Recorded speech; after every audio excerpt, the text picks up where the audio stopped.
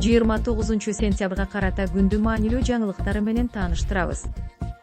Бишкектеги номер 1-тергөө абагында кармалып турган ишкер Имамедин Ташев суудагы ичпеген ачкачылык жарыялаганын жарыялады. Ишкердин абактан жазган катын адвокаты Асель Аргымбаева бүгүн Фейсбукка жарыялады. Ташев катта абактын кызматкерлери мыйзамсыз кадамдарга барып, кармалгандардын чачтарын кырып, басым жасап жатканын жазган. Жазаларды аткаруу мамлекеттик кызматы бул боюнча комментарий бере элек. Ишкер Эжи Групп курулуш компаниясынын кожоюну Имамедин Ташев мүлкүн конфискациялоо менен 9 жылга эркинен ажыратылган. Ал 2024-жылы апрелдин аягында кармалган. Ал бийликти күч менен басып алууга ачык чакырык жасоо, Кыргыз Республикасынын мамлекеттик чек арасын мыйзамсыз кесип өтүү беренелери менен айып тагылып жатат. Камакта жатканда Ташев буга чейин 3 жолу өз өмүрүнө кол салып, кыйноого кабылганын айтып, ачкачылык жарыялаган болчу.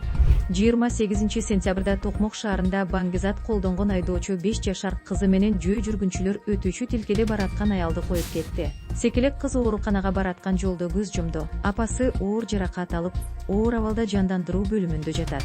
Автоунаанын айдоочусу 41 жаштагы Жаран убактылуу кармоочу жайга киргизилди. Медициналык экспертиза анын Баңгизат колдонгонун аныктады. Тергөө уланууда.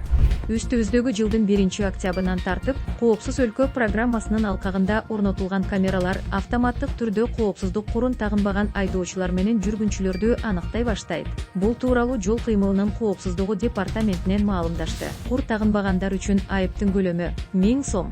Ички иштер министрлиги айдоочуларга жол коопсуздугун сактоону жана жарандардын жана өзүнүн өмүрү үчүн коопсуздук курун тагынууну эскертет.